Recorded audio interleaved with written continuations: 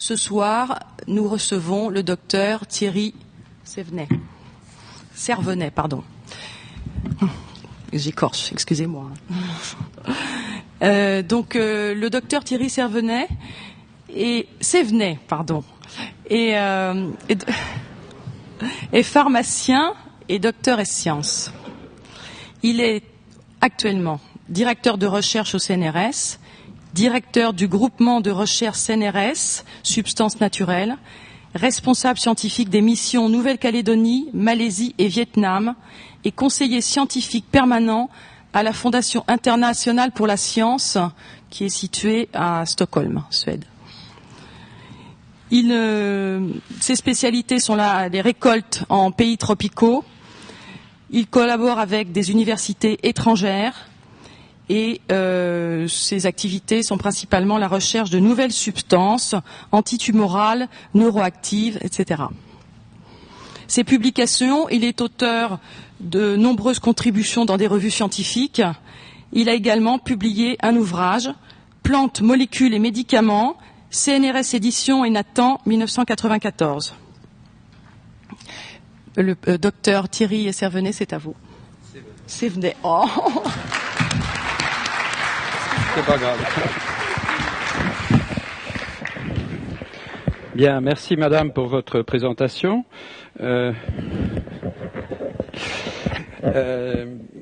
En fait, on va parler du médicament ce soir, mais j'ai intitulé ma conférence avec un titre différent de celui qui était indiqué sur tous les programmes. On va parler d'une partie de la chimie thérapeutique qui prend son origine dans les substances naturelles, mais on ne va pas parler, du moins pas beaucoup, de la chimie de synthèse. Donc je me suis permis de changer, ce qui fait que la conférence s'appelle Plantes, molécules et médicaments. J'ai passé en effet de nombreuses années en Nouvelle-Calédonie pour la recherche de plantes, principalement dans le domaine antitumoral, et c'est surtout de ça dont je vais vous parler.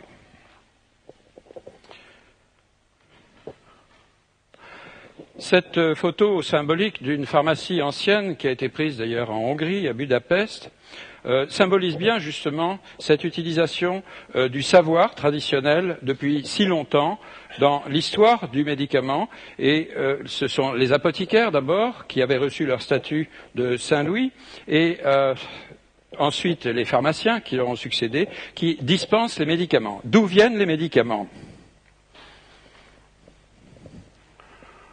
Alors, sur cette photo qui retrace de façon rapide l'histoire des médicaments, eh bien, on a des traces écrites d'utilisation de plantes médicinales depuis des temps très anciens, principalement dans le bassin méditerranéen, puisque on trouve au British Museum à Londres, on trouve des tablettes d'argile qui relatent des traces écrites d'utilisation de plantes médicinales par des populations du bassin méditerranéen, et notamment des populations acadiennes et sumériennes, qui utilisaient déjà la digitale, le pavot, le séné, la jusquiame, etc. Plus près, les civilisations aztèques, plus tard, mais aussi indiennes, avec la médecine ayurvédique, la médecine chinoise, ont codifié depuis très longtemps des utilisations traditionnelles de plantes.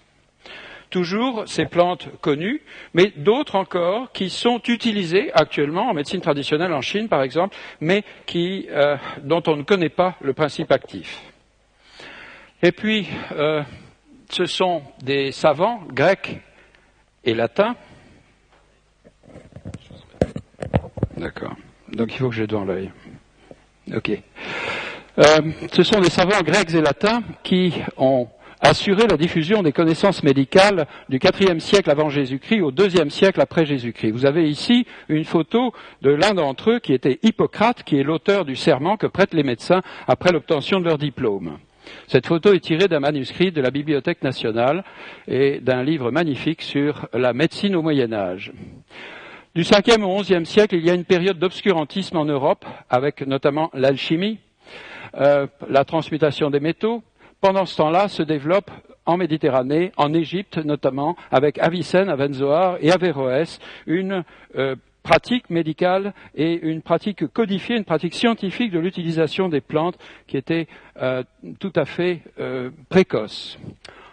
Donc en Europe, Charlemagne, l'empereur, a confié aux abbayes, et les abbayes qui étaient l'Église étaient détenteurs du savoir pendant très longtemps, et Charlemagne a confié aux abbayes la culture des simples, et on voit encore auprès de certaines abbayes, par exemple l'abbaye de Fontenay en Bourgogne, un jardin des simples, un jardin de plantes médicinales. Passons rapidement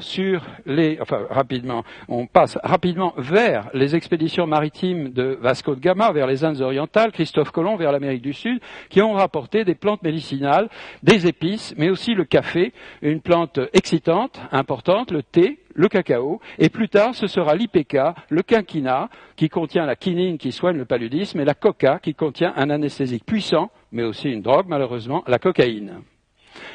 Et puis viendra, avec l'imprimerie, la diffusion de ces connaissances par écrit. Et enfin, les premiers principes actifs des plantes médicinales seront isolés au XIXe siècle, au début, avec l'isolement de la morphine et de la narcotine du pavot par De Rhône en 1818. Deux pharmaciens, Pelletier et Caventou, on y reviendra tout à l'heure, qui isolent la quinine du quinquina, la strychnine des strychnos, produit extrêmement toxique, mais aussi utilisé en chirurgie notamment. Leroux, en 1830, qui découvre la salicine du saule. Alors le saule, c'est une anecdote amusante. Le saule pousse les pieds dans l'eau et ne s'enrhume jamais. Pourquoi? Parce qu'il contient dans son écorce un précurseur de l'aspirine que nous synthétiserons plus tard et qui soigne effectivement le rhume, la fièvre. Le saule ne s'enrhume jamais. C'est ce que l'on appelait la théorie des signatures de Paracelse, qui a été élaborée au XVIe siècle. Les plantes contiennent un signe qui indique à l'homme qui la rencontre quelle maladie elle peut soigner. Alors, donc, isolement des premières substances, mais il faudra encore attendre une centaine d'années pour que la structure de ces molécules soit réalisée.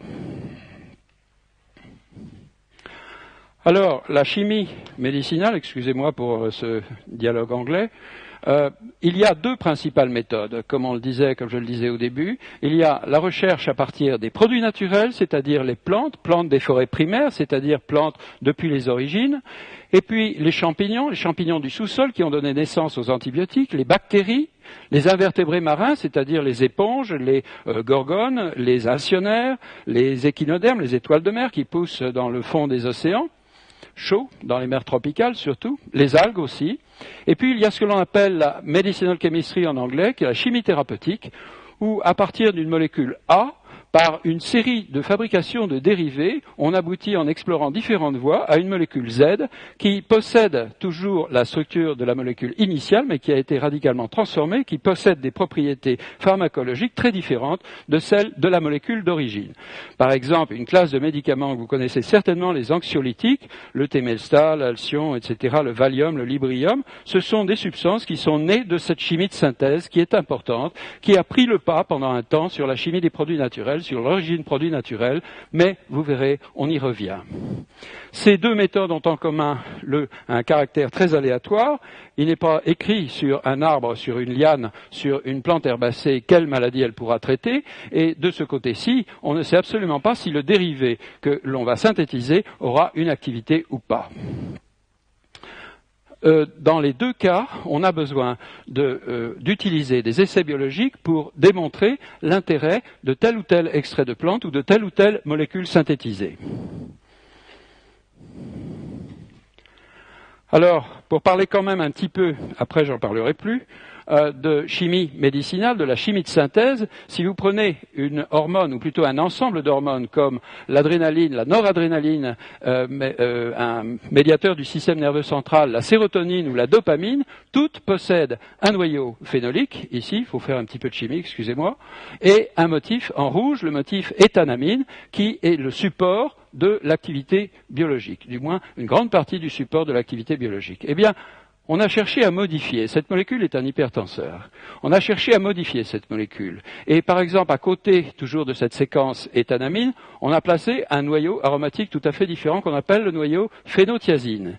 Eh bien, on a abouti à une classe de médicaments radicalement différente de celle de la noradrénaline. Ce sont les antihistaminiques comme la prométhazine, commercialisée sous le nom de Phénergan, Et puis en continuant, on s'était aperçu que la prométhazine possédait un effet dépresseur du système nerveux central. On a cherché pour la médecine psychiatrique à avoir justement des calmants. Et on a abouti à la synthèse d'un composé très proche de celui-ci, qui s'appelle la chlorpromazine, commercialisée sous le nom de Largactil, et qui n'est plus un antihistaminique, qui n'est plus un hypertenseur, mais qui est un neuroleptique, c'est-à-dire un calmant utilisé dans le traitement des psychoses et de l'agitation.